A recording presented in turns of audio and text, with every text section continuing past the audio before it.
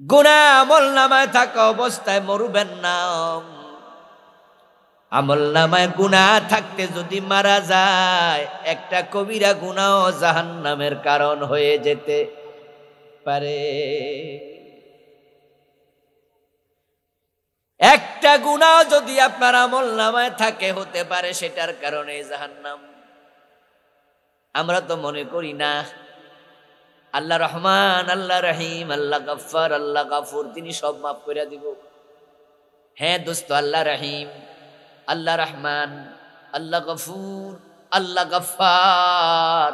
এবার বলুন তো, এই নামের সাথে কাহার নাম আছে না নাই? জব্বার নাম আছে না নাই? তো আপনি শুধু রহমান ভাবেন কেন? যিনি রহমান তিনি তো আবার কাহার।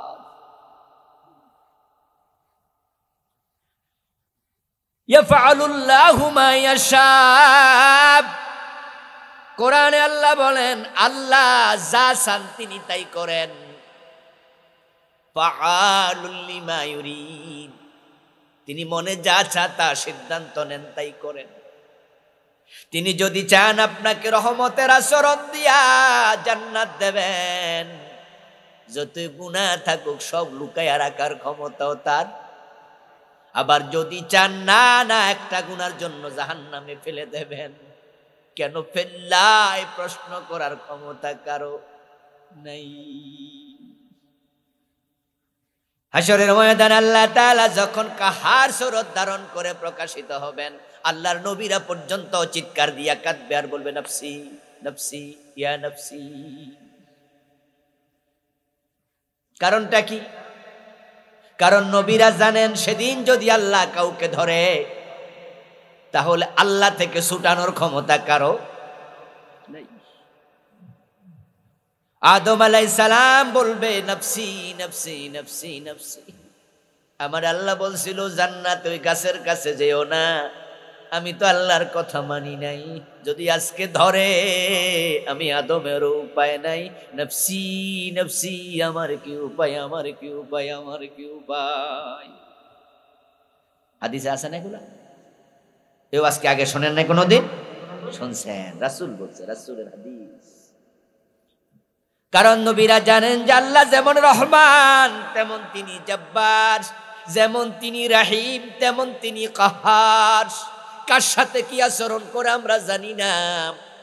এজন্য ফারুক আযম ওমর রাদিয়াল্লাহু তাআলা আনহু বলতেন, আল ঈমানু বাইনাল খাউফি ওয়ার রাজা। ঈমান হলো আশা এবং ভয় দুইটার মাঝখানে। আল্লাহর এমন কিছু বান্দা থাকবেন যে বান্দার গুনার পর আল্লাহ জান্নাত দেবে। শুধু কুকুরকে পানি খাওয়াইছে, একজন পতিতা নারীকে আল্লাহ ক্ষমা করে জান্নাত দিছে, এমন হাদিস আছে। আবার যুদ্ধের মাঠে মারা গেছে সাহাবী, রাসূলের সাহাবী, শুধু গনিমতের মাল থেকে একটা কম্বল চুরি করছে, আল্লাহ তারে জাহান্নামে ফেলে দিছে। দুইটাই হাদিস।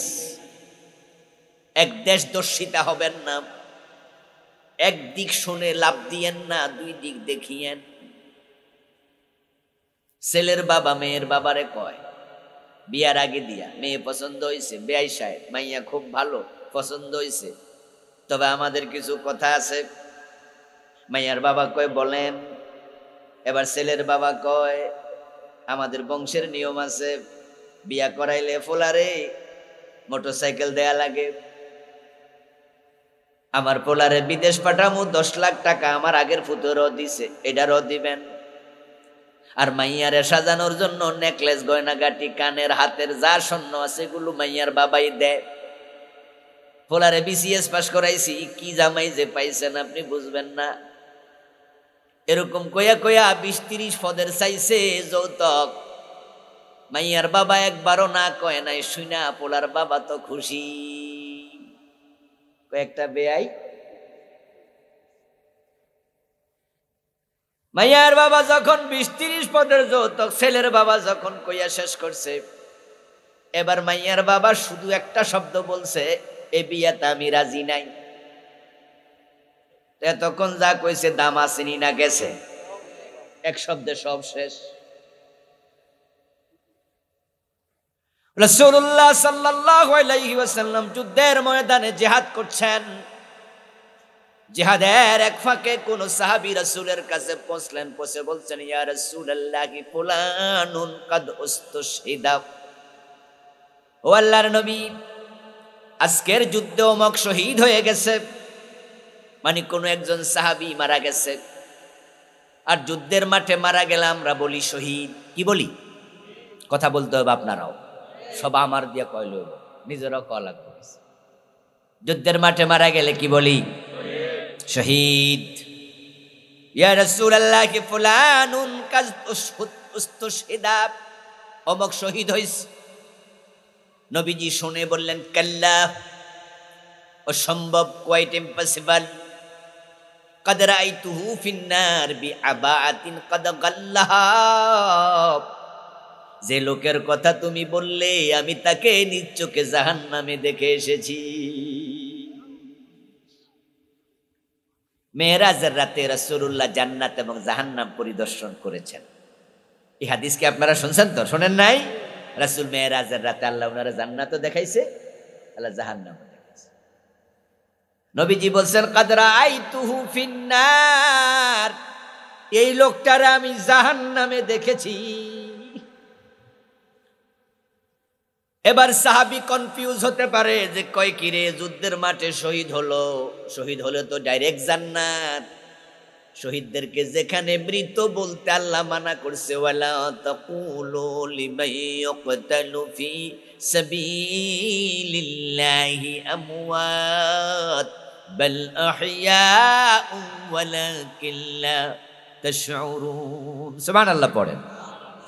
আল্লাহ বলে, যারা আমার রাস্তায় মারা যায় তাদেরকে মৃত বলো না, তাদেরকে শহীদ বলো। শহীদ তারা জীবিত। আর রাসূল বলতেছে জাহান্নামী। ঘটনা কি? নবীজি আবার ব্যাখ্যা দেন, বিআবাআতিন কাদ গাল্লাহা, তার জাহান্নামে যাওয়ার কারণ আমার আল্লাহ আমারে জানাইছে। অমুক যুদ্ধের গনিমতের মাল থেকে একটা চাদর সে চুরি করেছিল। কয়টা গুনাহ? বলেন বলেন, কয়টা গুনাহ? ওই একটার কারণে আল্লাহ জাহান্নামে ফেলে দিস। আবার কুকুরকে পানি খাওয়াইছে আল্লাহ, ওই মহিলারে জান্নাত দিয়ে দিছে। আচ্ছা, আল্লাহর আপনি জিগাইতে পারবেন না আল্লাহ এটা করলেন কি? এই ক্ষমতা কারো আছে? এই ক্ষমতা কারো আছে?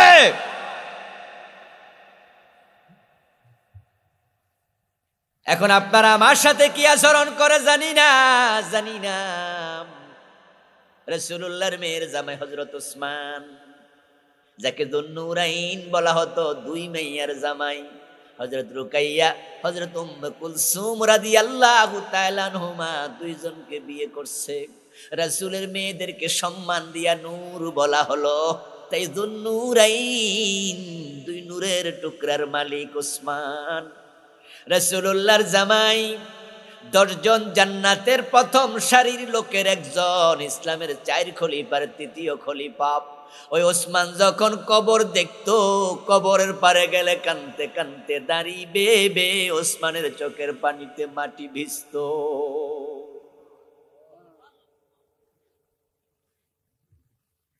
কোন ওসমান? হযরত রুকাইয়ার ইন্তেকালের পরে উম্মে কুলসুম রাদিয়াল্লাহু তাআলা আনহাকে রাসূল ওসমানের সাথে বিয়ে দিলেন।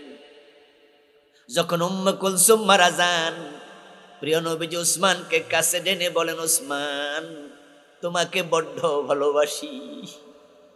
আমার যদি আরেকটা মেয়ে অবিবাহিতা থাকতো, আমি উসমান সেটাও তোমার কাছে বিয়ে দিতাম।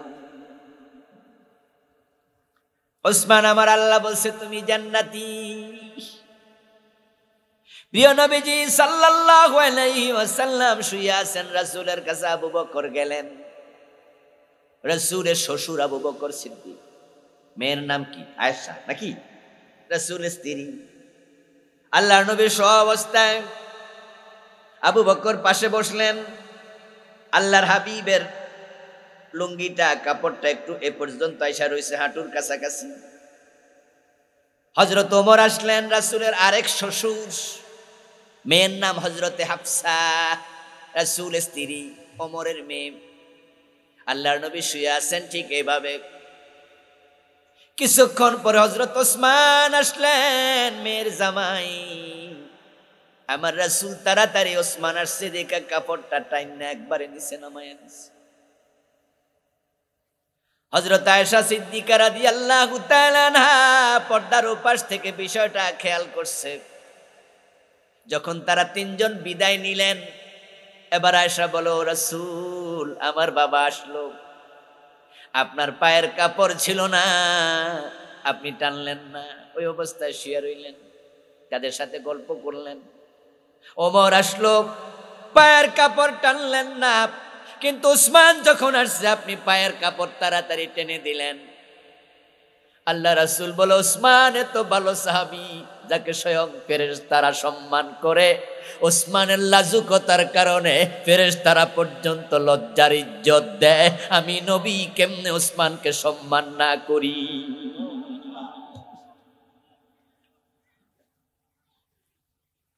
হযরত ওসমান জান্নাতি জান্নাতি জান্নাতি, কিন্তু কবর দেখলে তিনি কাঁদতেন। তিনি বলতেন, আমি জানি না কবর আমার সাথে কি আচরণ করে। তাবুকের যুদ্ধের দিন প্রিয় নবীজি সাল্লাল্লাহু আলাইহি ওয়াসাল্লাম যখন ঘোষণা করলেন, এই যুদ্ধে সাহাবী মুজাহিদের সংখ্যা 40,000-এর মতো। এত সাহাবী অতীতে কোনো যুদ্ধে আর যায় নাই। সবচেয়ে বেশি গেছে মক্কা বিজয়ে, সংখ্যা ছিল 10,000। মক্কার পরে আবার হুনাইনের যুদ্ধ, সেখানে সাহাবীর সংখ্যা ছিল 13,000-এর মতো। এর চেয়ে বেশি সাহাবী ইসলামের ইতিহাসে কোনো যুদ্ধে যায় নাই, কিন্তু তাবুকের যুদ্ধে এসে সংখ্যা হয়ে গেল প্রায় 40,000। সুবহানাল্লাহ পড়বেন না ভাইয়েরা? যুদ্ধের স্পট হলো মদিনা থেকে 1000 কিলোমিটার দূরে, আরো বেশি দূর। তাবুক অনেক দূর।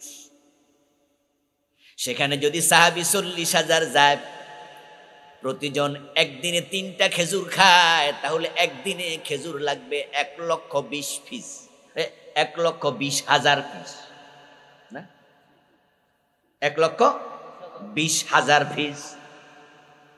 এখন কত খেজুর লাগবে? তলোয়ার যদি একটা করে নেয় তাহলে 40,000 তলোয়ার। ওট যদি একটা লাগে প্রতিজন যাইতে 40,000 ওট। নবীজি মুহাম্মদ ঘোষণা দিলেন, তাবুকের যুদ্ধের জন্য তোমরা বেশি বেশি দান করো, বেশি বেশি দান করো, বেশি বেশি দান করো। সেদিন সাহাবারা যুদ্ধের জন্য প্রতিযোগিতা করে দান করছে। হযরত আবু বকর তো ঘরে যা ছিল সব সেদিন দিয়ে দিছে, সব সব। কিন্তু উসমান সেদিন 1 নাম্বার। হযরত ওমর টোটাল সম্পদ অর্ধেক ভাগ করে অর্ধেক দিয়ে দিছে। আবু বকর ফোটলা বেঁধে সব দিয়ে দিছে। ওসমান সেদিন দিয়েছেন 19.5 কিলো রূপা, 5 কিলো স্বর্ণ, 1000 উট, 1100 ঘোড়া। ইতিহাসে সংখ্যা নিয়ে হেরফের আছে। আল্লাহর নবীর সামনে ওসমান যখন স্তূপ করে ফেললেন দিয়া, রাসূলুল্লাহ 1 হাত স্বর্ণের ভিতরে ঢুকাইয়া দিলেন, আর 1 হাত রূপের ভিতরে ঢুকাইয়া দিলেন। রূপার টাকাকে বলা হতো দেরহাম, স্বর্ণের টাকাকে বলা হতো দিনার। তখন ছিল দিনার এবং দেরহামের যুগ। আমার রাসূল 1 হাতে দিনার উল্টায় আর 1 হাতে দেরহাম উল্টায়া কয়, আমার ওসমান আজকে এত বেশি দান করছে, আল্লাহ খুশি হইয়া গেছে, আমার আল্লাহ ওসমানের উপরে কোনোদিন রাগ করবে না। ওই ওসমান কবর দেখে কেন কাঁদে? কেন কাঁদে? ওনাকে প্রশ্ন করা হয়েছিল, ইন্নাকা তাযকুরুল জান্নাতা ওয়ান নার ফালা তাবকি ওয়ালাকিন তাবকি মিন হাযা। ও ওসমান, আপনি জান্নাতের আলোচনা করেন, জাহান্নামের আলোচনা করেন, কিন্তু কখনো এভাবে কাঁদতে দেখি না। কবরের পাশে আসলে এত কাঁদেন কেন? উনার গোলাম হানি বলতেছেন, গোলামের নাম ছিল হানিয়ান, হানি মাওলা উসমান রাদিয়াল্লাহু তাআলা আনহু। ইন্না উসমান ইবনে আফফান ইযা ওয়াকাফা আলাল কাবারি বাকা হাত্তা ইয়াবুল্লা লাহিয়াতুহু। আমি দেখতাম ওসমানের সাথে আমিও যেতাম, ওনার খাদেম ছিলাম, আমি গোলাম ছিলাম। কবরের পাশে গেলে এমন কাঁদতো, দাড়ি ভিজে ভিজে মাটিতে পানি পড়তো। ও উসমান, আপনি কবরের পাশে আসলে তো কাঁদেন কেন? উসমান জবাব দিতেন, সামিতুন নবী সাল্লাল্লাহু আলাইহি ওয়াসাল্লাম ইয়াকুল ইন্না হাযাল কবরা আউয়ালু মানজিলিন মিন মানাজিলিল আখিরাহ ফামান নাজা মিনহু ফামা বা'দাহু আইসারু মিনহু ওয়া মান লাম ইয়ানজু মিনহু ফামা বা'দাহু আশাদ্দু মিনহু। কবরের পাশে কেন কাঁদি শোনো, আমার রাসূল বলছে কবর হলো আখিরাতের সকল ঘাটির প্রথম ঘাটি। এখানে যে ধরা পড়ে কোথাও আর সারা পাবে না। আমি ওসমান জানি না কবরে সারা পাই কিনা। আল্লাহ কার সাথে কি আচরণ করে আমি জানি না। এজন্য আল্লাহ কয় তাওবা করো। আমল নামা আমাদের গুনাহ আছে, আছে না? তাওবা করেন, তাওবা করেন। একটা গুনাহ জাহান্নামের কারণ হতে পারে। রাসূলুল্লাহ যুদ্ধের মাঠে, আরেক যুদ্ধে এক সাহাবী এসে বলে, ইয়া রাসূলুল্লাহ, আজকের যুদ্ধে অমক খুব বীর বিক্রমে যুদ্ধ করছে, প্রচন্ড যুদ্ধ, সামনে যে কাফের পড়ে তলোয়ার দিয়ে কচু কাটা করছে, আজকে খুব বীরত্বের সাথে অমক যুদ্ধ করছে। রাসূলের সামনে ওই ব্যক্তির প্রশংসা করছেন ওই সাহাবী। আল্লাহর নবী বললেন, হুয়া ফিন্নার, যার প্রশংসা করছ লোকটা জাহান্নামী, লোকটা জাহান্নামী। সহিহ বুখারীর হাদিস। রাবী বলতেছেন, এই কথা শোনার সাথে সাথে আমি অবাক হয়ে গেলাম, রাসূল কি বলল, এটা কি বলল? আজকের যুদ্ধের সবচেয়ে বেশি যে বীর বিক্রমে যুদ্ধ করছে, যার সামনে কাফেররা দাঁড়াইতে পারতেছে না, আজকে সেই লোক নাকি জাহান্নামী। কারণটা কি? আমি ওই লোকটার পিছু নিলাম। আমার নবী তো বানায়া কথা বলে না, যা বলে সব আল্লাহর পাঠানো ওহী। আমার মন চাইল যে এর পিছনের কারণটা আমি উদ্ঘাটন করতে চাই। আমি যুদ্ধের মাঠে চলে গেলাম, ওই সাহাবীর সাথে আমি ফলো করছি, তার পিছনে পিছনে হাঁটছি, দেখি সে কি করে। সামনে যে আসে কেটে ফেলে, কোপ দিয়ে কল্লা ফালাইয়া দেয়, হাত ফালাইয়া দেয়, যুদ্ধ চলছে। হঠাৎ করে দেখি ওই সাহাবীকে অন্য একজন আক্রমণ করে আহত করে ফেলেছে। এখন লোকটা রক্তক্ষরণ হচ্ছে। ওই লোকটা এক পর্যায়ে নিজের তলোয়ারটা নিজের বুকে লাগাইয়া দিছে মাথা, তারপরে ঝাঁপায়া পড়ছে, পিঠ দিয়া তলোয়ার বেরিয়ে গেছে, আত্মহত্যা করে মরে গেছে।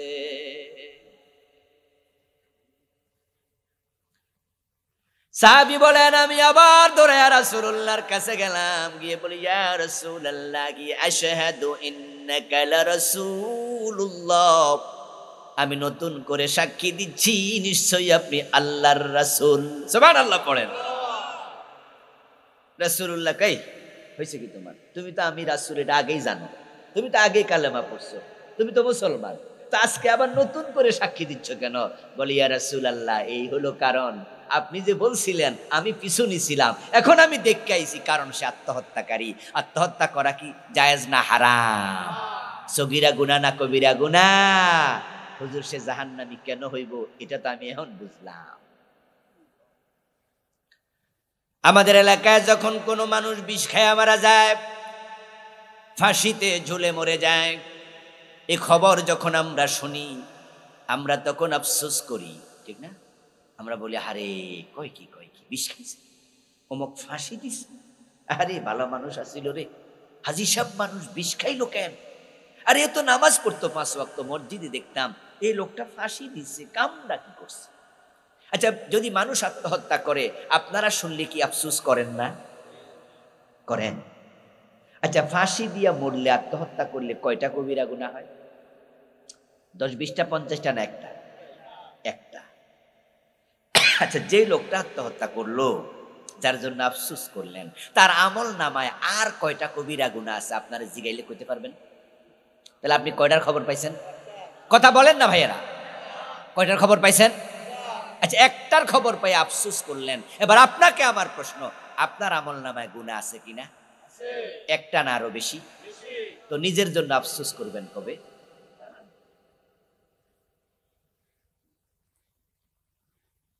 তুবু ইলাল্লাহি তাওবাতান নাসুহা, আল্লাহর কাছে ভালো করে তাওবা করো। আসা রাব্বুকুম মান ইউকাফফিরানকুম সাইয়্যাতিকুম, আল্লাহ বলে তাওবা করলে আশা করা যায় তোমাদের রব গুনাহসমূহ ক্ষমা করে দেবে। ওয়ায়ুদখিলাকুম জান্নাত, এবং তাওবা করলে শুধু গুনাহ ক্ষমা নয়, তোমাদের রব তোমাদের জান্নাতে প্রবেশ করাবে। যেতে চাই? সবাই বলেন যেতে চান? হ্যাঁ, জান্নাতে তো যেতেই হবে, এই ট্রেন মিস করা যাবে না। যে জান্নাত মিস করছে তার মতো হতভাগা আর কেউ নাই, কেউ নাই। খাওয়ার জন্য খাবার নাই, থাকার জন্য ঘর নাই, পরিধান করার জন্য কাপড় নাই, ছেঁড়া কাপড় পরে হাঁটে, অন্যের রিক্সা চালায়, নিজের রিক্সাটাও নাই, ভাড়া রিক্সা চালায়, এমন গরিব লোক আছে না? থাকে যেখানে ঢাকা শহরে ফুটপাতে ঘুমায়। কমলাপুর রেল স্টেশনের পাশে বস্তি আছে, বস্তিতে থাকে। বস্তির জায়গাটা কি ব্যক্তির না সরকারের? জানেন তো আপনারা বস্তির জায়গা কার? সরকারের জায়গায় থাকে, ছোট্ট ঝুপড়ি, বৃষ্টির পানি পড়লে ভিজে যায়, মাঝে মাঝে পুলিশ ধাক্কায়া সরাইয়া দেয়, তখন ফুটপাতে গিয়ে ঘুমায়। রিক্সাটা অন্য মানুষের, এতটা গরিব কিন্তু মানুষটা এক নাম্বার সলিম, জান্নাতি। গরিব হইলে কি হয়েছে, মানুষের হক খায় না, এমন গরিব আছে না নাই? আর কোটি টাকার মালিক মানুষেরটা খাইয়া আরো বড় লোক হয়, এমন আছে কিনা? হাজার কোটি টাকা আছে, জান্নাতের তালিকায় নাম নাই। তুই হতভাগা, হতভাগা, হতভাগা। এই পৃথিবীতে অপরাধ কারা বেশি করে? ধনী মানুষেরা করে। যাদের যত আছে সে আরো চায়, ঠিক কিনা? এই দুনিয়া হায় সেই বেশি চায়, যার আছে ভুরি ভুরি, রাজার হস্ত করল সব কাঙ্গালের ধন চুরি। আমরা আখেরাত বলতে বসেছি। আমিও দেখি যে ধনী মানুষ চাই, তাদের ক্ষুধা বেশি। আল্লাহর কাছে আমরা ফানা চাই, বলেন আমিন। হালাল ভাবে টাকা আসুক, ইসলাম মানা করে নাই। ওসমান তো ধনী মানুষ ছিল, ঠিক কিনা? ওসমান যে দিছে, না থাকলে দিতে পারতো? ধনী হওয়া নাজায়েজ না, কিন্তু অবৈধভাবে ইনকাম করা হারাম, এটা নাজায়েজ। অফিসে পিয়নের বেতন বেশি না বসের বেতন বেশি? কিন্তু যখন ঘুষ খায় তখন খাম কাটটা মোটা, পিয়নেরটা না বসেরটা? যারা বোঝেন জবাব দিন বুঝে শুনা। যখন খামের ভিতরে বইটা ঘোষ দেয় তখন খাম মোটা কাটটা বসেরটা, কারণ পিয়নরে দিলে 500 দেয়, 300 দেয়, 1000, 2000। কি লেগা দেয়? বসের কাছে আমি যামু, তুই দরজার একটু খুলে দিস, বাধা দিস না, আমি যেন দেখাটা করতে পারি, তুই দেখাটার ব্যবস্থা করে দে। দত্তর 2000 টাকা দিলাম, চা খাইস। ওরে টাকা দে চা খাইতে, আর বসরে দে গাড়ি কিনতে। কি বেঠিক কথা কইছি? বসের দে গাড়ি কিনা লাগে, বাড়ি করার লাগে। বেতন বেশি কার? আরে ভাইরা কথা কইতে হইব তো, বেতন বেশি কার? আচ্ছা, যেই বেতন সরকার বর্তমানে দেয়, 1 লাখ বেতন পায় এমন অফিসার আছে না? আচ্ছা, 1 লাখ টাকা বেতন পাইলে ছেলে মেয়ে নিয়ে ডাল ভাত খাওয়ার জন্য কি যথেষ্ট না? কিন্তু না, যার বেতন বেশি যত তার ঘোষ তত বেশি।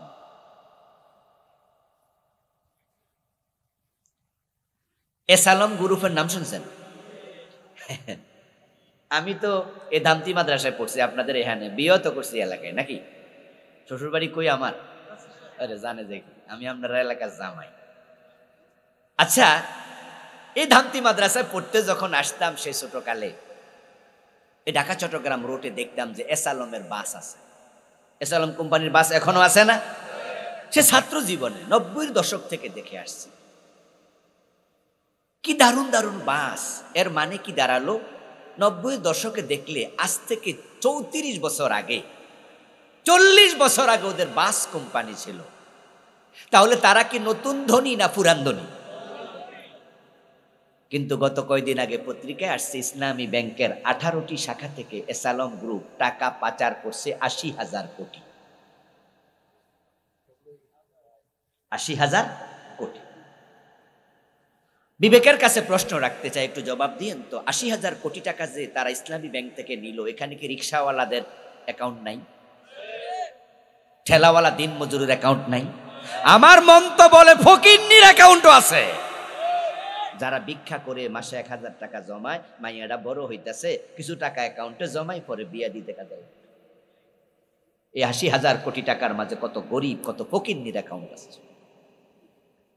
যারা আজ থেকে 40 বছর আগে ধনী, তাদের কি খুব দরকার ছিল এত টাকা চুরি করতে হবে?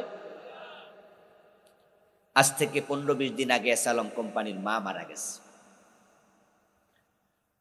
তাদের একটা ভাই এখন বাংলাদেশে নাই, সরকার চেঞ্জ হওয়ার সাথে সাথে পলাই চলে গেছে। মা মারা গেল, মায়ের জানাজার নামাজটা পর্যন্ত মাকে কবর দিতে পারলো না, জানাজার নামাজ। আপনারা বলুন তো, এর সে কি ভিক্ষা করে খাওয়া ভালো না? রিক্সা চালায় খাওয়া।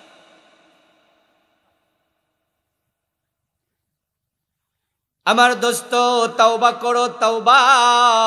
তাওবা করলে আল্লাহ খুশি হয়। কোরআন মাজিদ আল্লাহ তাআলা বারবার বলছেন তাওবা করো। তাওবা বড় একটা ইবাদতের নাম। এটা করলে আল্লাহ বলে আমি জান্নাত দিয়ে দেই। মানুষ যখন তাওবা করে, মানুষ যখন ক্ষমা চায়, আল্লাহ বড় খুশি হয়ে যায়। আজকের মাহফিলে আমরা যারা আছি, আমরা আজকে তাওবার শিক্ষাটা নিয়ে বাড়ি যেতে চাই। আমাদের বাবার নাম আদম, মায়ের নাম হযরত হাওয়া। এই দুইজনে জান্নাতে একটা অপরাধ করছিল। ওই একটা অপরাধের কারণে আল্লাহ দুইজনের কাপড় চোপড় খুলে নিয়ে গেছে।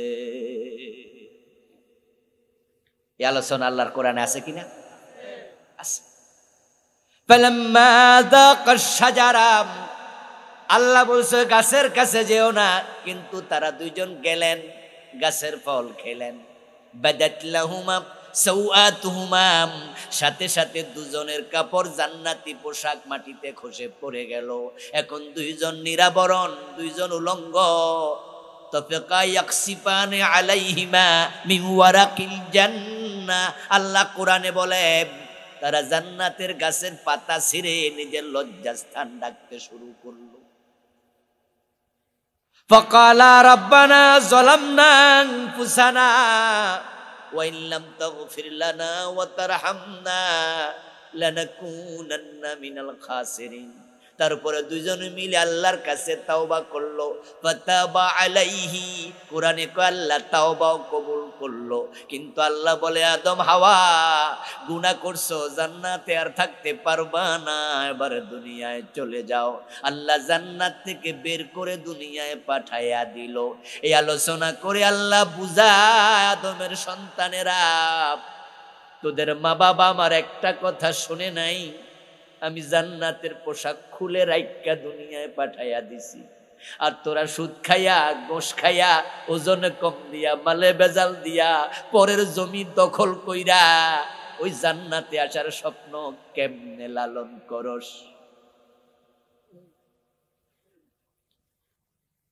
সুদে টাকা লাগাইয়া রাখছে এমন 2-4 জন আজকের মাহফিলে আছে না নাই? আছে না? আছে না ভাই? ঠিক এই টাইমে সুদে টাকা লাগানো আছে। আচ্ছা, কোন লোক যদি মাসে 30,000 টাকা সুদ পায়, দিন কত? কিরে ভাই, এত সহজ অঙ্ক পারেন না আপনারা? বলেন না, কথা বলেন না আমার সাথে। দিনে কত? আচ্ছা, 1000 টাকাকে যদি 24 ঘন্টা দিয়া ভাগ দেন, যে 1000 টাকা পুরা দিনেই তো, নাকি 24 ঘন্টা একদিন না? একদিনে 1000। তাহলে ঠিক এই মুহূর্তেও তার সুদ খাওয়া হচ্ছে, অথচ সে মাহফিলে বসা। সুদখোর যখন নামাজে দাঁড়ায় তখনও সুদ খাওয়া হয়, অথচ সে নামাজে।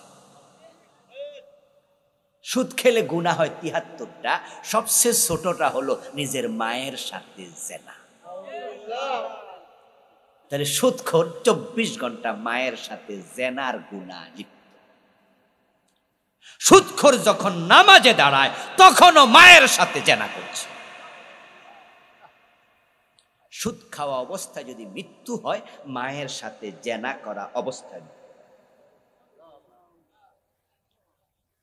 আপনারা বলুন তো, আজরাইল কি আগে আইসা কইয়া যায় যে আগামী অমুক দিন আইতেছে? তাহলে সুদ খাওয়া অবস্থায় মৃত্যু হয় না সুদখোরের? যদি আজরাইল বলে যেত যে আগামী জানুয়ারি মাসের 15 তারিখে আসতেছি, তোমার লগে চূড়ান্ত দেখা হবে, তাহলে আপনারা আজকে সিদ্ধান্ত নিতেন যে তাহলে মানুষের বাড়ি যাইয়া কইয়া দিব, ভাই আমার সুদের টাকা লাগবো না, আসলটা ফিরাই দাও। কারণ আমি তো মরে যাবো, সুদের টুদের দরকার নাই, আর মাফ করে দিও, আসলটা দিয়ে দাও, সুদ মাফ। আপনি প্রস্তুতি নিতেন যে সুদখোর অবস্থায় মরবেন না, কিন্তু আজরাইল তো বলে আসবে না, আজকেও আসার সম্ভাবনা আছে না নাই? তাহলে এখন মারা গেলে সুদখোর অবস্থায় মৃত্যু, জেনাকারীর মৃত্যু। قال رسول الله صلى الله عليه وسلم من أكل درهم ربا وهو يعلم أنه أشد من 36 زينا। প্রিয় নবীজি বলছেন, যে ব্যক্তি জেনে শুনে 1 টাকা সুদ খায় তার আমলনামায় 36 বার জিনার গুনাহ লিখে দেয়া হবে। 1 টাকা সুদ খেলে 36 বার জিনা, 100 টাকা সুদ খেলে 3600 বার জিনা, 1000 টাকা সুদ খেলে 36,000 বার জিনা। যে সমস্ত মেয়েদেরকে টাকা দিলে ইজ্জত দেয়, পতিতা নারী, সেও 36,000 বার জিনার বয়স পায় না, বুড়া হয়ে যায়। আর আপনি নামাজ পড়েন ইমামের সামনে, পিছনে দাঁড়াইয়া, টুপি আছে, দাঁড়িয়ে আছে, একবারে সামনের কাতারের মুসল্লি, অথচ সুদে টাকা লাগাইয়া রাখছেন। আপনার সে পতিতা অনেক ভালো, আপনি তার সে নিকৃষ্ট। যে সমস্ত জঘন্য চরিত্রের নারীরা পতিতাবৃত্তি করছে, তারাও নিজের ছেলের সাথে জেনা করে না, নিজের বাবার সাথে জেনা করে না, আর সুদখোর মায়ের সাথে জেনা করে, মায়ের সাথে।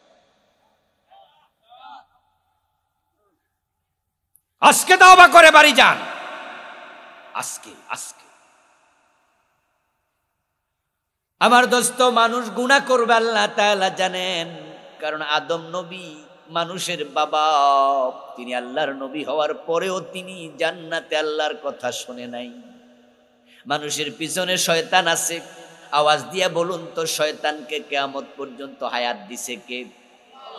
আমাদের পিছনে শয়তান আছে না নাই? দেখছেন কয়দিন? এই যে দেখার ক্ষমতা আমাদের আল্লাহ দিল না, এবার বলুন তো, আমাদেরকে দেখার ক্ষমতা শয়তানের আছে না নাই?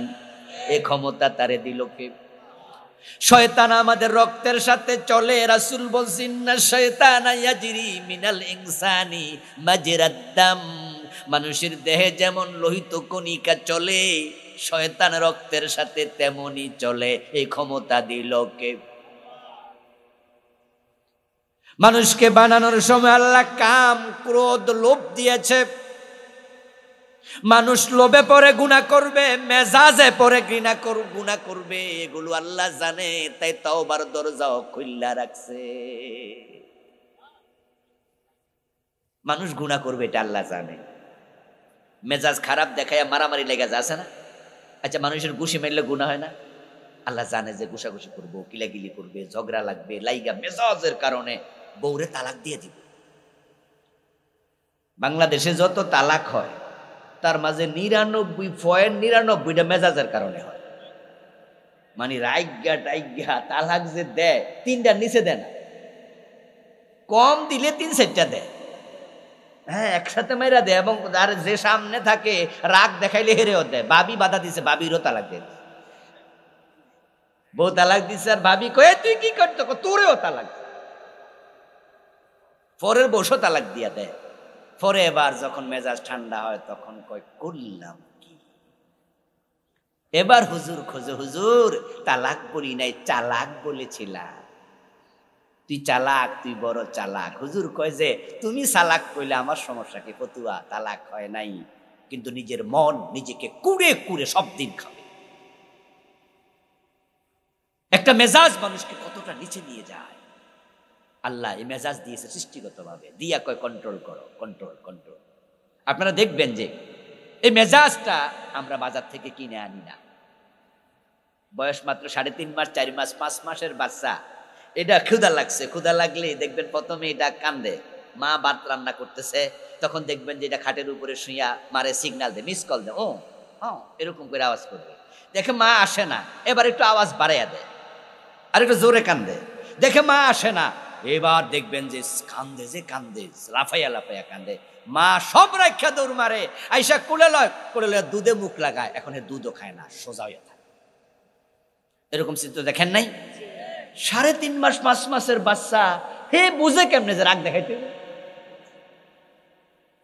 এবার বাবারে সোনারে আদর কইরা মাথা মুছা টুচা এবার এবার দুধ খায়, তাও দেখবেন যে ফোফাইতে ফোফাইতে খাইতেছে। এ বুঝাচ্ছে বেডি এতক্ষণ কানছি আইলি না কেন। মেজা সৃষ্টিগত, লোভ সৃষ্টিগত, কাম ক্রোধ সৃষ্টিগত। এই যে ছোট ছোট বাচ্চা আছে, 5 বছর বয়সের বাচ্চা, 6 বছর বয়সের বাচ্চা, দুনিয়ার সবচেয়ে সুন্দরী মেয়ে যদি তাকে কোলে নেয়, তার বুকের সাথে এমনি ধইরা রাখে, 5 বছরের বাচ্চা কি ওই মহিলার প্রতি আগ্রহ তৈরি হবে? কিন্তু ঠিক এই বাচ্চাটার বয়স যখন 12 বছর হবে, 13 বছর হবে, তখন তার মনে একটা আকর্ষণ হবে। এটা কি বাজার থেকে কিনছে না সৃষ্টিগত ভাবে? আল্লাহ জানে, এই কারণে সে জেনা করে। এখন বান্দার মাঝে তো আমি এটা দিছি, এখন বান্দা তো জেনা করে ফেলল, বান্দার মাঝে লোভ দিছি। আদম জান্নাতে আল্লাহর কথা মানে নাই, শুধু একটা লোভে। সে লোভটা আদম রে শয়তান দেখাইছে। লোভটা কি সেটা আল্লাহ কোরআনে বলছে। আদম আলাইহিস সালাম রে আল্লাহ কয় ওই গাছের কাছে যাইও না। আদম আলাইহিস সালাম মা হাওয়াকে নিয়ে জান্নাতে খুব ভালোই আছে, তৃপ্তির সাথেই আছে। একদিন দেখে জান্নাতের দরজায় কে জানি কান্না করছে। আদম আলাইহিস সালাম মা হাওয়া আলাইহিস সালাম কান্নার শব্দ শুনে জিজ্ঞাসা করছে, কে তুমি? কে জান্নাতের দরজায় কাঁদছো? ইবলিস জবাব দেয়, আমাকে আপনি চিনবেন না। চিনব না বুঝলাম, কাঁদো কেন? বলে কাঁদি আমার জন্য না, আপনাদের জন্য। আপনাদের দুইজনের চিন্তা আমার কান্না আসে। আদম আলাইহিস সালাম মা হাওয়া আলাইহিস সালাম একটু আগ্রহ ভরে সামনে আগালেন, আগাইয়া বললেন, আমাদের জন্য তুমি কাঁদো কেন? এবার ইবলিস কাসামাহুমা ইন্নী লাকুমা লামিনান নাসিহিন। কোরআনে আল্লাহ তাআলা বর্ণনা করতেছে ইবলিসের কথা। ইবলিস কসম দিয়া কয়, আমি আপনাদেরকে বড্ড ভালোবাসি। নাউজুবিল্লাহ পড়েন। শয়তান কারে হে কয়, আপনাদের বড় হিতাকাঙ্ক্ষী, আমি বড্ড ভালোবাসি আপনাদের, এজন্যই তো কান্দি। আদম হাওয়া কয়, কি রে, হেতে আমাদের ভালোবাসে বুঝলাম, কল্যাণকামী সেটাও বুঝলাম, কিন্তু কান দেখেন। আচ্ছা কায়েন কাঁদো, এটা একটু বলো তো, এটা একটু বলো তো। এবার ইবলিস বলতেছে, ওই যে একটা গাছ দেখা যায়, মা নাহা কুমা রব্বুকুমা আনতিল কুমার সাজারা ইল্লা আন তাকুনা মালাকাইন আও তাকুনা মিনাল খালিদিন। আদম হাওয়ারে জিজ্ঞাসা করে, ওই যে গাছ দেখা যায়, এই গাছের কাছে যাইতে আল্লাহ তোমাদেরকে মানা করছে? আদম বলে, হ্যাঁ হ্যাঁ মানা করছে তো। মা হাওয়া বলে, হ্যাঁ মানা করছে তো। আমি জানতে চাই তোমরা কি জানো কেন মানা করছে? কই না, তা তো জানি না। আমি সেটা জানি, এই জন্যই তো কান্দি। এখন ওদের তো আগ্রহ আরো বাইরে গেছে, কি রে আমরা মানা করছে, এই বেটা জানলো কেমন? আবার এই বেটা কান্দে, তাহলে তো নিশ্চয় কিছু একটা আছে, হে না জানলে কইলো কেমনে? কোন কারণে আমাদের মানা করছে? তুমি যদি জানো তাহলে তুমি বলো। এবার শয়তান বলতেছে, আনতাকুনা মালাকাইন আও তাকুনা মিনাল খালিদিন। তোমাদেরকে মানা করার কারণ, ওই গাছের কাছে তোমরা যদি যাও তোমরা ফেরেশতা হইয়া যাইতে পারবা। আল্লাহ চায় না তোমরা ফেরেশতা হও। আও তাকুনা মিনাল খালিদিন, অথবা তোমরা জান্নাতে চিরকাল থেকে যেতে পারবে যদি গাছের কাছে যাও। আল্লাহ চায় না তোমরা চিরকাল জান্নাতে থাকো। আদম নবী মা হাওয়া কয়, যদি জান্নাত থেকে বাইর কইরা দেয় সমস্যা, তাড়াতাড়ি চল জান্নাতে থাকমু, লোভে পইরা সব শেষ।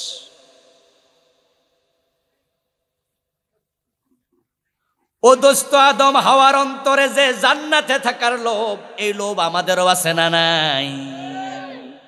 যদি জান্নাতের লোভ না থাকতো, ওই শীতের মাঝে ফজরের নামাজ পড়তো কয়জন? ঠিক না? শুধু জান্নাতে যাওয়ার লোভ, আকর্ষণ, আমরা শীতের ফজর পড়ি, বরফের পানি দিয়া উজু করে এমন লোক আছে। আমাদের দেশে তো বরফ পড়ে না, আমরা তো আলহামদুলিল্লাহ, কি এক দেশ, কি মজার দেশ বাংলাদেশ। সুবহানাল্লাহ সুবহানাল্লাহ। 2021-এ প্রোগ্রাম করতে আমেরিকায় গিয়েছিলাম, তখন নভেম্বর মাস চলছিল। একদিন আমি যে রুমে থাকতাম, রুমের বাহিরে জামা ধুইলাম, আমি ধুয়ে এটা মেলে দেব সকালবেলা। তো মেলে দেওয়ার জন্য বাহিরে একটু গেলাম, কয়টা চেয়ার রাখা আছে ওপেন প্লেস, চেয়ারের উপরে মেলে দে। গিয়া দেখি চেয়ারের মাঝে পানি। তো পানি দেখে আমি ভাবলাম যে রাতে মনে হয় বৃষ্টি হয়েছে। তো এখন জামা মেলে দিলে যদি পানি আবার জামায় লাগে তো উল্টা না হইলো, ভিজে যাইব। তো আমি চেয়ারটা ধাক্কা মারলাম, ধাক্কা দিয়ে দিয়ে পানি পড়ে না। যখন দেখি পড়ে না তখন এবার হাত দিলাম যে কি রে, পানি হইলো তো পড়তো, পড়ে না কেন? দেখি বরফ। রাতে বৃষ্টি হয়েছিল, পানিটা বরফ হয়ে গেছে। এবার ভাবেন ওই দেশের শীত কারে কয়। আমি 10 দিন ছিলাম মাত্র, তখন গরমকালও গিয়েছি। এই অগাস্ট 22 দিন ছিলাম, প্রোগ্রামে গিয়েছি এই কদিন আগে, 3-4 মাস আগে অগাস্টে। আমি আমাদের বাংলাদেশি ভাইদেরকে জিজ্ঞাসা করলেন যে ভাই এত ঠান্ডায় থাকেন কেমনে? আমার নাকের রক্ত, আমি টান দিয়ে দেখি রক্ত বাইর, শ্লেষা রক্ত হয়ে গেছে শীতে। আমার বলে হুজুর শীত তো এখনো আসে নাই। আমি কে এত শীতে থাকেন কেন? শীত আসে নাই, শীত আসবে ডিসেম্বরে, যদি আপনি থাকেন তখন দেখবেন। আমি আল্লাহ যেন আমার না রাখে। বলে হুজুর 2 থেকে 2.5 ফিট উঁচু হবে বরফ, রাস্তার মাঝে তুষার পরে সব বরফ হয়ে যাবে। অবস্থা এমন হয় থুতু ফেলে বাড়ি যাওয়া লাগে না, ঘরে যাই না, ফেলে একটু কিছুক্ষণ পর দেখি থুতুটা বরফ। এবার বলুন তো সে দেশের মানুষ যারা মোমেন ভালো মানুষ, তারা কি নামাজ কাজা করে? আচ্ছা, আমরা যখন বেড়াইতে যাই সব জায়গায় গিজার লইয়া যাই, হিটার লইয়া যাই, সব জায়গায় গরম পানির ব্যবস্থা থাকে। রাস্তাঘাটে যখন নামাজ পড়ি তখন তো অজু করা লাগে রাস্তার পানিতে, পুকুরে ঘাটে। এখানে ওই শীতের বরফ দিয়ে অজু করতেছে, আমি এমন ছবি দেখেছি, বরফ দিয়ে অজু করতেছে। আচ্ছা এবার বলুন তো জান্নাতের আকর্ষণ না থাকলে এই ঠান্ডা পানি দিয়ে অজু করে নামাজ পড়তো কেউ? লোভ আমাদেরও আছে। এই লোভ যেন আমরা কন্ট্রোল করি, ভালো জায়গায় কাজে লাগাই। আমার প্রিয় ভাই, আল্লাহ জানে মানুষের লোভ আছে, আল্লাহ জানে মানুষের ক্রোধ আছে, আল্লাহ জানে মানুষের কাম বাসনা আছে, আল্লাহ জানে মানুষের পিছনে শয়তান আছে, আল্লাহ জানে মানুষের একটা নফস আছে। এই নফস কুত্তার লগো আছে, এটাকে বলা হয় নফসে আম্মারা। ইন্নান নাফসা লা আম্মারাতুম বিসু ইল্লা মা রাহিমা রাব্বি।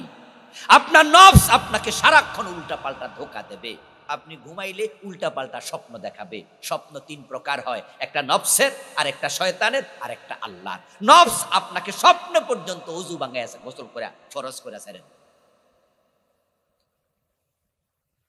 জুমার নামাজ পড়ে একবার আমি বের হচ্ছি, আমি জুমার নামাজ পড়াই, সাভারে পড়াইতাম তখন, 14 বছর পড়াইছি, এখন অন্য জায়গায় পড়াই। তো সাভারের নামাজ পড়াই বেরোচ্ছি, আমার এক মুসল্লি ইয়াং মসজিদের ভিতরে আমার আয়সা বলো, হুজুর আমার একটা প্রশ্নের উত্তর দেবেন? আমি বলি কি প্রশ্ন, বলো ভাই। বলে হুজুর মানুষ যখন খেপে তখন আমরা কই হেরে শয়তানে খেপাইছে, কুত্তা কুত্তা যে মারামারি করে হেরে খেপায় কেন? কি কথা বোঝেন নাই কি? আপনাদের কি এই কোন এলাকা এটা? এর নাম বাউরা। বাউরা কুত্তা মারামারি করে না? এ বলতেছে যে হুজুর যখন গরু মরে তখন কুত্তা যে কি মারামারি করে। গরুর ওজন হইলো কয় মন? 2.5 মন 3 মন। যে কুত্তার ওজন কয় মন? কন না আপনারা, কথা কন না। 10 কেজি 15 কেজি 20 কেজি। আচ্ছা 20 কেজির কুত্তা 2.5 মন না গরু কয়দিনে খাইব? হেট একা খাইয়ে কুলাইতে পারবে না, হের সুরা শরীরে গোস্ত আছে 20 কেজি, তো ফ্যাট আর কয় কেজি? কিন্তু অন্য এলাকার কুত্তা যদি খাইতে আসে, হে প্রয়োজনে গোস্ত খাওয়া বন্ধ করে মারামারি করে।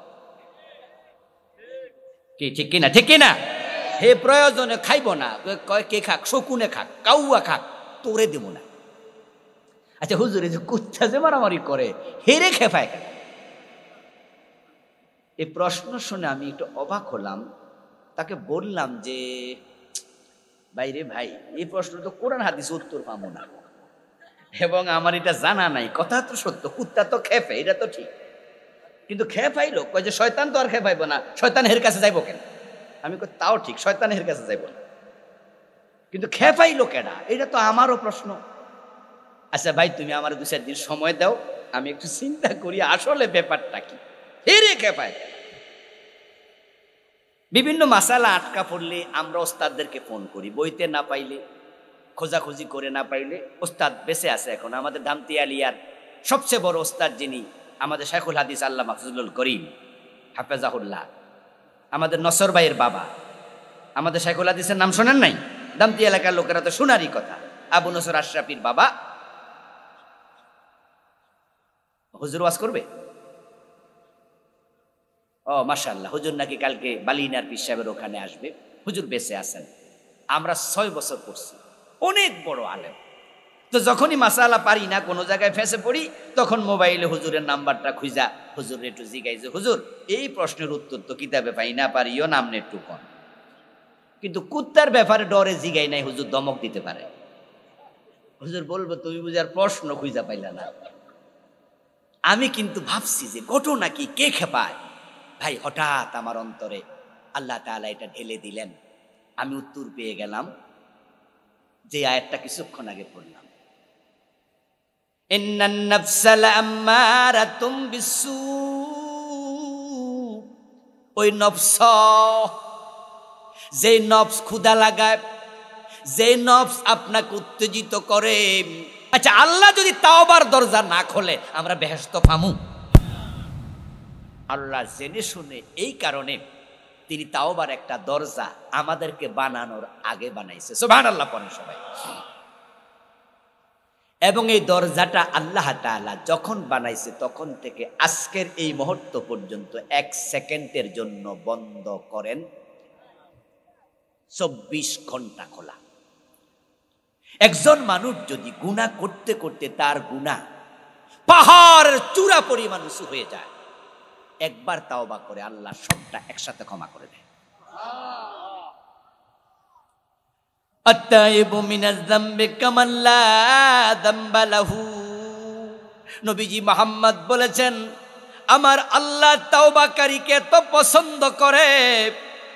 যদি কোনো গুনাহগার গুনাহ থেকে তাওবা করে, আল্লাহ এমন ভাবে ক্ষমা করে যেন সে গুনাহই করে নাই। এই হাদিসটা খুবই মর্মার্থবোধক। যেন গুনাহ করে নাই শব্দটা অনেক ব্যাপক, অনেক সিগনিফিক্যান্ট। আচ্ছা, আজকের এই মাহফিলে যদি আমার সাথে কেউ বেয়াদবি করে, ধরেন একটা ইয়াং ছেলে আইসা আমার একটা ঘুষি মেরে দিল, ঠেলা মেরে দিল, আমি যাওয়ার সময় আমি বলি, কে ঠেলা মারলো আমাকে? এই ছেলে বেয়াদব। সে বললো, হুজুর সরি সরি সরি, হুজুর মাফ করে দেন। আমি বলবো যে মিয়া, ইচ্ছা করে ঠেলা মেরে আবার মাপ চাও, কিসের মাপ তোমার? সে আইসা জড়াইয়া ধরে, হুজুর ভুল হয়ে গেছে, পায়া ধরলো। আমি ভাববো যে যা যা হয়েছে হয়েছে, মাফ। যাওয়ার সময় গাড়িতে যাই, এসে আমার হাত চেপে ধরে আমার, হুজুর আসলে মাফ করছেন নি হুজুর। আমি বললাম যে মাফ। 6 মাস পরে দেখা হইলে কিন্তু আমার আবার মনে পড়বো এই তো ফাজলামি করছেন। মাফ করার পর আমরা ভুলি না, কিন্তু রাসূল বলে আল্লাহ এমন ভাবে মাফ করে যেন সে গুনাহই করে নাই। আল্লাহ পুরা ভুলা যায়, একবারে ক্ষমা, সব শেষ।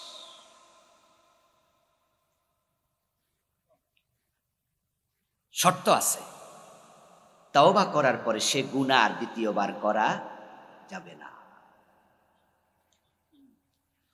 ইল্লা মান তাবা ওয়া আমানা ওয়া আমিলা আমালান সালিহা।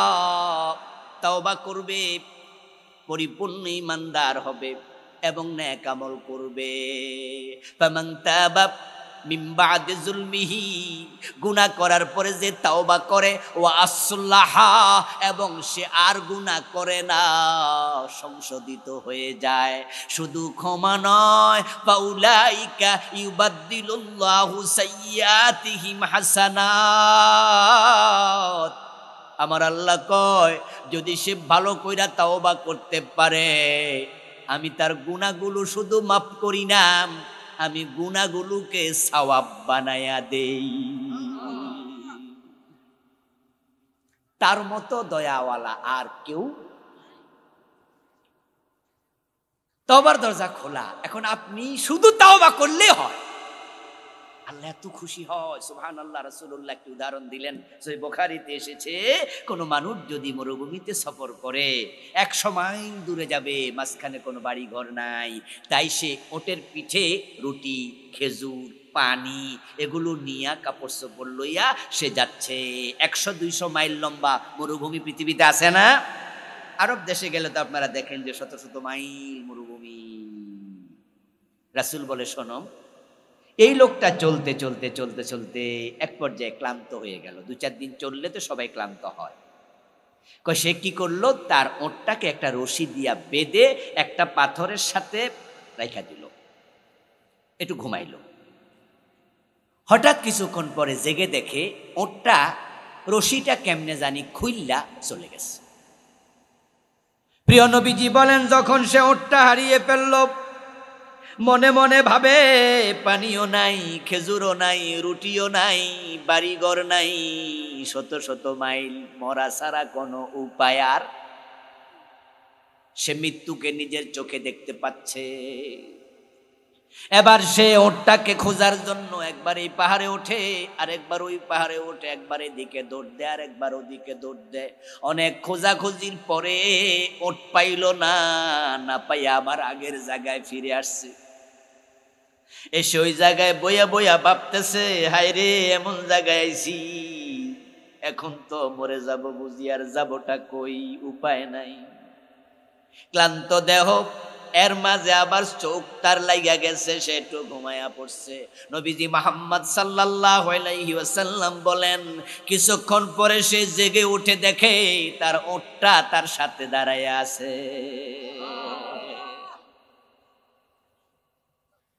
ওই ব্যক্তি তাকে দেখে ওঁটের পিঠে আগের মতো খাবার পানীয় যা আছে সব ঠিকঠাক আছে, অসুবিধা নাই। রাসূল বলে, শোনো, এই লোকটা ওঁটটাকে ফিরে পেয়ে যত খুশি হবে, গুনাহগার তাওবা করলে আল্লাহ আরো বেশি খুশি হয়।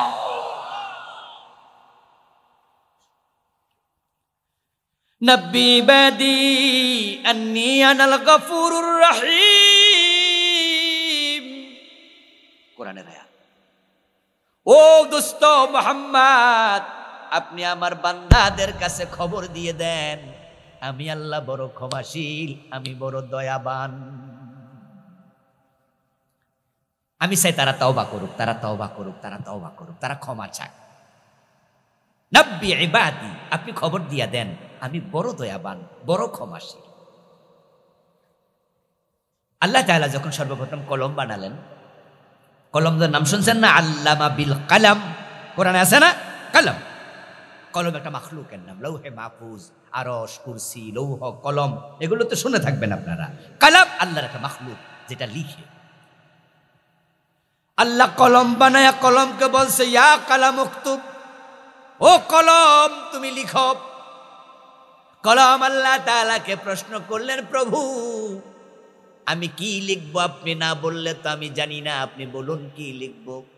আল্লাহ বলেন, সাবাকাত রাহমাতি গাদাবি, তুমি 1 নম্বরে লেখো, আমার বান্দারা যত অপরাধ করুক, আমি যত রেগে যাই, কিন্তু তাওবা করলে আমি এত খুশি হই, সবসময় আমার রাগের উপরে আমার দয়া বিজয়ী হতে থাকবে। 100 জনকে খুন করার পরে তাওবা করছে, মাপ পাইছে, জান্নাত পাইছে, এমন হাদিস আছে? আছে। এখন আপনি তাওবা করেন নাই, দোষ তো আর আল্লাহর না। আল্লাহ এত ভালো, এত ভালো, এত ভালো। হাদিসে পাওয়া যায়, তিরমিজিতে আসছে, রাসূলুল্লাহ সাল্লাল্লাহু আলাইহি ওয়াসাল্লাম বলতেছেন যে 2 জন ব্যক্তিকে আল্লাহ দোজখে পাঠাবে হিসাবের দিন। বিচারের পরে 2 জনকে জাহান্নামে ফেলে দেবে, অন্যান্য মানুষও জাহান্নামে, এই 2 জনও জাহান্নামে। জাহান্নামে যাওয়ার পরে ইস্তাদ্দা সিয়াহুহুমা, রাসূল বলেন ওই 2 জাহান্নামী জাহান্নামে যাইয়া এত জোরে চিৎকার দেবে যে তাদের চিৎকার বড় বিকট আওয়াজ। আল্লাহ তাআলা ফেরেশতাদেরকে বলবেন, এই ফেরেশতা, এই জাহান্নামের ফেরেশতারা, এই 2টা জাহান্নামে এত কান্দে কেন? 2টারে ধইরা। এবার 2টারে আল্লাহর সামনে হাজির করবে, করার পর আল্লাহ জিজ্ঞাসা করবে, এই জাহান্নামে তোমরা কি একা গেছো, আরো লোক নাই? বা আছে তো, এত কান্দো কেন? এবার 2 জনে জবাব দেবে, আল্লাহ আমরা জোরে কাঁদছি যেন আপনি একটু বুঝেন যে আমরা কান্দি। সুবহানাল্লাহ বলেন ভাইয়া, না কানলে কি আপনি ডাইক্কা আনতেন, আমরা বুঝি না, এই জন্য কাঁদছি। আল্লাহ ও ফাজিলের দল, বুঝছি, যা আবার জাহান্নামে যা। উত্তর পাওয়ার পর আল্লাহ বলবো, দোজখ আবার যা। সাথে সাথে একজন দৌড় মারবে, দৌড়ায় দোজখে ঢুকে যাবে। রাসূল বলেন দোজখে ঢোকার পরে সে দেখবে দোজখের আগুন এখন ঠান্ডা। হইল না সুবহানাল্লাহ? জোরে বলেন। আগুনকে ঠান্ডা করার ক্ষমতা আল্লাহর আছে না নাই? ইব্রাহিমের জন্য করে নাই? কুলনা ইয়া নারু কুনি বারদাও ওয়া সালামান আলা ইব্রাহিম। দোজখে যাও, গেছে। রাসূল বলে সে গিয়ে দেখবে দোজখের আগুন ঠান্ডা। এখন আর একটা খাড়া রয়েছে, একটা তো দৌড় দিয়া ঢুকলো, আর একটা খাড়া রয়েছে। আল্লাহ এর জিজ্ঞাসা করছে, কিরে তোর সঙ্গী তো চলে গেল, তুই গেলি না কেন?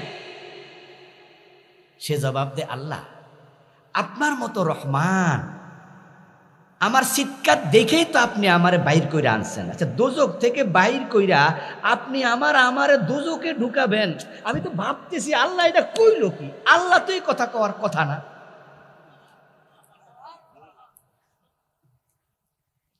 আপনি তো রহমান, আমার দোজখে দিলে আপনার লাভ কি? আমি এটাই ভাবতেছি, কিরে আল্লাহ তো আমার বাইর করলো। আমি জানি আপনার দয়ার অভাব নাই, তাই দাঁড়ায় দাঁড়ায় ভাবতেছি এত দয়াওয়ালা আল্লাহ আমারে আবার দোজখে দেবে কেন? আমার দয়ার উপর তোর এত ভরসা? বলে হ্যাঁ। যা, তোরে আর দোজখে দেব না, জান্নাতে ঢুকে যা। এই হলো এটা। যদি এটা ঢুকছে হেডার কি? হেডারে এবার আল্লাহ তাআলা জিজ্ঞাসা করতেছে, এই তোরে কইলাম দোজখে ঢোক, তোর কি ডর ভয় নাই? এই তোর কি ডর ভয় নাই? তুই দোজখে ছিলি, কি কষ্ট তুই দেখোস নাই? কহে দেখছি তো। তো দেখলে তুই আবার দৌড় মাইরা ঢুকলি কেন? তোর লোকেরটা তো ঢোকে নাই। হে জবাব দে, আল্লাহ দুনিয়ায় কথা শুনি নাই তাই দোজখে দিছেন, আজকে না শুনলে আবার কই দেন? আল্লাহ না জান। দুনিয়ায় তো কথাবার্তা ভালো করে শুনি না, আপনার না শোনাতে তো আজকে দোজখে দিছেন। এখন যদি না শুনি আবার কোনটা দে? আল্লাহ আমনের ডরে আমি এক দৌড়ে ঢুকছি, ঢুকে দেখি দোজখ তো ঠান্ডা। আল্লাহ বলে, হ্যাঁ আমি রহমান, তোরেও জান্নাত দিয়ে দিয়েছি। কি মজা, কি সুন্দর। এই রবের কাছে তাওবা দরকার আসেনি? তাওবা কেমনে করে এটুকু বলে আজকে ওয়াজ শেষ করে দেব। বিরক্ত হচ্ছেন না তো? ইবনু মাজাতে একটি হাদিস আসছে, শুনাই। রাসূলুল্লাহ বলেন, এক ব্যক্তি মরার আগে সে তার সন্তানদেরকে ওসিয়ত করছে, আমার প্রিয় কলিজার টুকরা সন্তানেরা, আমি একজন পাপী বান্দা, আমি যদি মারা যাই আমি জানি আমার আল্লাহ আমাকে এমন শাস্তি দেবেন, এই জাতীয় শাস্তি দুনিয়ার কাউকে তিনি দেবেন না। এখন আমি মরলে তোরা আমারে কবরে দিস না, বরং আমার লাশ শুকাইয়া পোড়াইয়া ছাই বানাইবি, ছাইগুলো ফালাইস না, এগুলা বস্তা বইরা রাইখা দিবি। যখন বাতাস আসবে, কোনোদিন খুব প্রচন্ড বাতাস, ঘূর্ণিঝড় টাইপের বাতাস, তখন বাতাসে ছাইরা দিবি, আমার ছাই যেন এক জায়গায় না পড়ে। আল্লাহ ফাইলে খবর আছে। আমি যে গুনাহগার, ছাইগুলা যেন ছড়াইয়া ছিটে পুরো এলাকা ছড়া যায়। হে মনে মনে ভাবতেছে, আল্লাহ মনে হয় খুঁজে পাইব না, ব্যাককল টাইপের আর কি। কিছু লোক আছে না এমন, যে কি বোঝে না হেটাই বোঝে না। হে বুঝাইতেছে যে আল্লাহ আমার পাইলেও উপায় নেই, তো আল্লাহ বুঝি হেরে পাবে না। যেটুকু বুঝটুকু করছে, ছেলেরা উনার কথা শুনছে, লাশ পোড়াইছে, ছাই করছে, প্রচন্ড বাতাসের দিন বাতাসে ছেড়ে দিছে। প্রিয় নবীজি বলেন, আল্লাহ তাআলা ফাকাল আল্লাহু তাআলা লিল আরদি আদ্দিমা খাস্তি, আল্লাহ জমিনকে বলো, ও জমিন তুমি যে ওই ব্যক্তির ছাই থেকে গ্রহণ করেছো, আমার বান্দারে আমারে ফিরিয়ে দাও। আমার সাথে পড়ুন, মিনহা খালাকনাকুম ওয়া ফিহা নুঈদুকুম, পড়ুন মিনহা খালাকনাকুম ওয়া ফিহা নুঈদুকুম ওয়া মিনহা নুখরিজুকুম তারাতান উখরা। এ জমিন থেকে বানাইছি, এ জমিনে আবার ফিরে যাইবা, সেখান থেকে আবার টাইন্না তুলে দাঁড় করাবো। আল্লাহর কাছে যাওয়া লাগবে, তো যাওয়া লাগবে। তো সুদ খাইতে খাইতে যাবেন, গোশ খাইতে খাইতে যাবেন, ওজনে কম দিতে দিতে যাবেন, মানুষের জমি নিজে দখলে রেখে যাবেন, যাবেন না কিন্তু সাবধান। ওই যে একটা চাদর চুরি করছে, আল্লাহ দোজখে ফেলাই দিচ্ছে, মাথায় রাখবেন। বাপ মরছে 10 বছর, মা মরছে 7 বছর, বোনের জমি ফিরাইয়া দেয় না, বোনের তাও খাইয়ালা জোর কইরা। এমন জালেম ভাই আছে না নাই? বোনের জমি দেয় তো না, চাইলে চোখ বড় করে ধমক মারে। অথচ কোরআনের মাঝে ভাইয়ের হক বোনের হক আলাদা আছে না নাই? আপনি পাবেন 2 টাকা, বোন পাবে 1 টাকা। তো আল্লাহ তো ভাগ করছে, আপনি বোনের টাকা খান কেমনে? আপনি নামাজ পড়ছিলেন জান্নাত পাইতেন, রোজা রাখছিলেন জান্নাত পাইতেন, আপনি হজ করেছেন জান্নাত পেতেন, কিন্তু বোনের হক কাটছেন।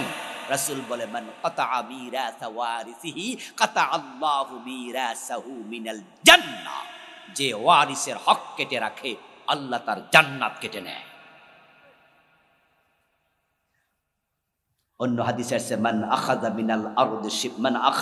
মিনাল আরদি শিবরা যুলমা فإنه تضعه يوم القيامة من 7 أرضين أو كما قال النبي عليه الصلاة والسلام। প্রিয় নবীজি বলছেন যে ব্যক্তি জোর করে 1 বিঘত জমিন রাখবে আল্লাহ 7 গুণ বড় করে গলায় ঝুলিয়ে দেবে। মান আখাযা শিবরাম মিনাল আরদি যুলমা, 1 বিঘত জুলুম করবেন। বোনের 5 শতক জমি রাখছেন, আল্লাহ 5 শাতা 35 শতক বানাবে। এদিকে নিচের দিকে পাহাড় পরিমাণ জমি গলায় ঝুলাইয়া দিয়ে বলবে যা টেনে টেনে হাসরের ময়দানে যা। ও আর শুইনা কান সুখ করবেন না, সাবধান সাবধান, খুব সাবধান। তাওবা করেন, তাওবা। আল্লাহ ভুল হয়েছে, বোনকে ডাকেন, ডেকে বলেন বোন আপনার জমি আপনি নিয়ে যান, বোন তোর জমি তুই নে, আমার দরকার নাই। ভাই জাল দলিল করছিলাম, আপনার জমি আপনি নেন। ভাই আইল তো বাঁকা করে লাইছি, জান আমি আইল সোজা করলাম। আইল বাঁকা করে কিছু লোক আছে না, খেতের আইল সোজা ছিল, কোদাল দিয়ে বাঁকা করে লাইছি। কোপ মারে তো কোপ মারে, সুবহানাল্লাহ কইয়া মারে। সকালবেলা জিকির করতে করতে কোপা, কারণ নামাজ পড়ে গেছে তো, টুপিটা এখনো মাথায় আছে, কিন্তু কোদাল দিয়া কোপাইয়া আইল বাঁকা গেছে। সাবধান সাবধান সাবধান। আল্লাহ বলে এই জমিন দেও দেও দেও দেও, ও বেটারে দেও। قال النبي صلى الله عليه وسلم فإذا هو قائم, আল্লাহর অর্ডারের পর জমিন তাকে ফিরিয়ে দেবে, সে আল্লাহর সামনে দাঁড়াবে। এবার আল্লাহ প্রশ্ন করবেন মা হামালাকা আলা মা সানাতা, ও আল্লাহর বান্দা, বান্দা বল তুই তোর সন্তানদেরকে তোর লাশ পোড়াইতে বললি কেন, সাইন সিটাইতে বললি কেন? জবাব দেবে বিন খাশিয়াতিকা ইয়া রব, ও বেটা জবাব আল্লাহ তোমার মায়ের ডরে। সুবহানাল্লাহ পড়েন। আল্লাহ তোমার শাস্তির ভয়ে। আল্লাহ তাআলা তখন বলবেন তুই আমাকে এত ভয় পাইছ? বলে হ্যাঁ। যা ভয় পাইলে আমি মাফ করে দিলাম। সুবহানাল্লাহ। এখন তাওবা করার জন্য কি পীর সাহেবের বাড়ি যাওয়া লাগবে, নাকি লম্বা পাগড়ি ফেলা লাগবে? আমাদের দেশে তো পাগড়ি ফেলে, তারপর হাত দিয়া ধরে, তারপর হুজুর তাওবা করায়। তাওবার সাথে হুজুরের কি সম্পর্ক? তাওবা করবে তো বান্দা। তাওবা শব্দের অর্থ হলো ফিরে আসা, তাওবা অর্থ লজ্জিত হওয়া। আত-তাওবাতু হিয়া রুজু, আত-তাওবাতু হিয়া নাদামা। আল্লাহর কথার বাহিরে চলে গেছেন, আল্লাহর কাছে ফিরে আসেন, এটার নাম তাওবা। আপনি বলবেন যে আমার আল্লাহ আমি এই গুনাহ করছিলাম, আমি আর করব না, তোমার কাছে ফিরে আসলাম, এটার নাম কি? মা বাবা বুড়া হয়ে গেছে, মৃত্যুর যন্ত্রণা শুরু হয়েছে, তখন আমাদের দেশে কয় কে কই আসো, তাড়াতাড়ি মসজিদের হুজুরে ফোন দে একটু, না হুজুর ডাক যেন তাওবা পড়ে। ও দোস্ত তোমার তাওবা হুজুরে পড়াবে কেন, তুমি পারো না? তাওবা হচ্ছে আল্লাহর কাছে ফিরে আসা। যদি মানুষ তাওবা যথাযথ করে আল্লাহ তাকে মাফ করে। রাসূলুল্লাহ জামানায় এক ব্যক্তি জেনা করছিল, মাইজ বিন মালিক, পুরুষ, আর একজন মহিলার হাদিসও আছে জেনা করছিল মহিলা। রাসূলুল্লাহর কাছে এসে বলছে হুজুর আমি জেনা করে ফেলছি, আমি এখন হদ চাই, ইসলামের শাস্তি চাই, আল্লাহর কাছে আমি অপরাধী হয়ে যেতে চাই না, আমার পেটে বাচ্চা এসে গেছে। রাসূল ওই মহিলাকে বলে তাই বুঝি, তোমারে মারলে তো বাচ্চাটা মরে যাবে, তাহলে তুমি পরে আইসো, বাচ্চা প্রসব হোক। মহিলা টেনশন করছে, হায়রে গুনাহ নিয়ে বললে তো উপায় নাই, এখন কি হবে? মহিলা ছিল বিবাহিতা, সে বিবাহিতা নারী, সে জানে তাকে পাথর মারা হবে, পাথর। সন্তান প্রসবের পর রাসূলুল্লাহর কাছে দৌড়ায় আসছে, হুজুর আমার সন্তান আমি প্রসব করেছি। রাসূল বলে তোমার বুকের দুধ খাওয়ার অধিকার বাচ্চার আছে, এখন তোমারে মেরে ফেললে বাচ্চারে দুধ খাওয়াবো কে? তুমি আরো কিছুদিন পরে আসো। আচ্ছা আমাদের দেশে জেলখানার কোন কয়েদি ছাইরা দিলে হেরে খুঁজে পাওয়া যাবে? যদি কয়েছে বাড়িতে ঘুরে আইও, এই বাড়িতে এলাকা ছাড়া হয়ে যায়। আর এই মহিলা বাচ্চার হাতে একটা শুকনা রুটি দিয়া কয়দিন পরে রাসূলের কাছে হাজির হয়ে বলে, ইয়া রাসূলুল্লাহ, আমার বাচ্চা এখন রুটি খাইতে পারে, যদি আমাকে আপনি শাস্তি দেন সে আর না খাইয়া মরবে না। রাসূলুল্লাহ বললেন, ঠিক আছে, আল্লাহর বিধান তোমার উপর কার্যকর হবে, ও সাহাবারা তাকে পাথর মারো। তখন তাকে পাথর মারা শুরু করলো। তার রক্তের একটা ফোঁটা ফিনকে দিয়ে বের হয়ে খালেদ বিন ওয়ালিদ, নাম শুনেছেন? ওই যে রাসূলের বড় সাহাবী, যোদ্ধা, উনার গায়ের কাপড়ের মধ্যে এসে পড়ছে। খালেদ বিন ওয়ালিদ রাদিয়াল্লাহু তাআলা আনহু ওই মহিলাকে ভর্ৎসনা করলো, একটা গালি দিল, এই পাপাচারিণী, রক্ত আমার গায়ে। রাসূল বলে, মাহালান ইয়া খালেদ, এই খালেদ, তুমি কাকে পাপাচারিণী বললা? কাকে তুমি তিরস্কার করলা? খালেদ, এই মহিলা এমন তাওবা করছে, যদি মদিনাবাসী গুনাহগার গুলার উপরাতে এই তাওবা বাক করে দেয়া হয়, আল্লাহ সবাইরে মাফ করে দেবে। এমন তাওবা সে করছে, তুমি কাকে ভর্ৎসনা করছো? এজন্য আসুন আমরা একটু তাওবা করি, আল্লাহর কাছে ফিরে আসি, মানুষের হক দিয়ে দেই। মনে রাখবেন, মানুষের হক পকেটে রেখে তাওবা হবে না। আল্লাহর সাথে যে গুনাহগুলো হয়েছে সেগুলো আল্লাহর সাথে হয়ে যাবে।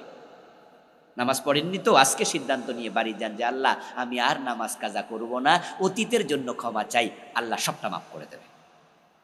আল্লাহ, আমি মদ পান করেছি, আর করব না, অতীতের জন্য ক্ষমা চাই, আল্লাহ সবটা মাফ করে দেবে। আল্লাহ, আমি সুদ খেয়েছি, আর খাবো না, অতীতের জন্য মাফ চাই, আল্লাহ সব মাফ করে দেবে। কিন্তু মানুষের হক যেটা খাইছেন, আল্লাহ আর খাবো না, আল্লাহ বলবে আমার কাছে মাফ চাইয়া লাভ কি, মানুষেরটা ফিরাইয়া দাও। মানুষ ক্ষমা না করলে আমিও ক্ষমা করি না।